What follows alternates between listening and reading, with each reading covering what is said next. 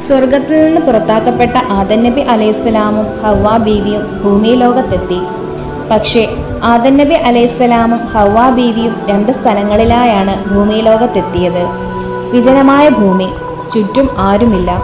കാരണം അവർ രണ്ടുപേർ മാത്രമാണ് ഭൂമിയിലുള്ളത്. അനന്തവിശാലമായ ഭൂമിയുടെ ഏതോ ഒരു മൂലയിൽ അവർക്ക് രണ്ടുപേർക്കും അഭയം ലഭിച്ചു. പരസ്പരം കാണാതെ രണ്ടുപേരും അങ്ങുമിങ്ങും കുറേ നാൾ അലഞ്ഞു തിരിഞ്ഞു നടന്നു. സർവശക്തന്റെ കൽപ്പനയ്ക്ക് എതിര് പ്രവർത്തിച്ചതോടുകൂടി ആദം നബി അലൈഹിസ്സലാമിന്റെ ശരീരവും മനസ്സും രോഗഗ്രസ്തമായി. സ്വർഗത്തിൽ നിന്ന് പുറത്താക്കപ്പെട്ടതോടുകൂടി ആദം നബി അലൈഹിസ്സലാമിന്റെ വെളുപ്പ് കറുപ്പിന് വഴിമാറിക്കൊടുത്തു. സ്വർഗലോകത്ത് സുന്ദരനും അതിമനോഹരനും ആയിരുന്നു ആദം നബി അലൈഹിസ്സലാം.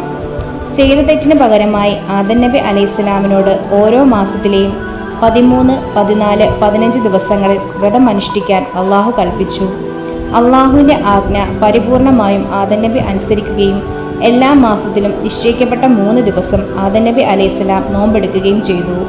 തൽഫലമായി അള്ളാഹു ആദം നബി അലൈഹിസ്സലാമിനെ പഴയ രൂപത്തിലേക്ക് മാറ്റി. ആദം നബി അലൈഹിസ്സലാമിന് നൽകിയ 3 ദിവസത്തെ വ്രതം മൂസാ നബി അലൈഹിസ്സലാം വരെയുള്ള നബിമാരിൽ നിർബന്ധമായിരുന്നു. പിന്നീട് ആ ദിവസങ്ങൾ അയ്യാമുൽ ബീദ് എന്നറിയപ്പെടുന്നു.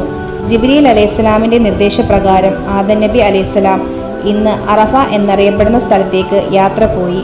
വഴിമധ്യേ ആദം നബി തന്നെ പ്രതീക്ഷിച്ചിരിക്കുന്ന തൻ്റെ പ്രിയ പത്നി ഹവ്വാ ബീവിയെ കണ്ടുമുട്ടി. ആദം നബി അലൈഹിസ്സലാം തൻ്റെ പ്രിയ പത്നി ഹവ്വാ ബീവിയെ കണ്ടുമുട്ടിയിട്ട് അപ്പോഴേക്കും ഏകദേശം 100 വർഷമായിട്ടുണ്ടായിരുന്നു. ഇരുവരും യാദൃച്ഛികമായിട്ട് കണ്ടുമുട്ടിയ ആ സ്ഥലത്തിന് സമ്മേളിക്കുന്ന സ്ഥലം എന്നർത്ഥമുള്ള മുസ്തലിഫ എന്നാണ് നാമകരണം ചെയ്തിട്ടുള്ളത്.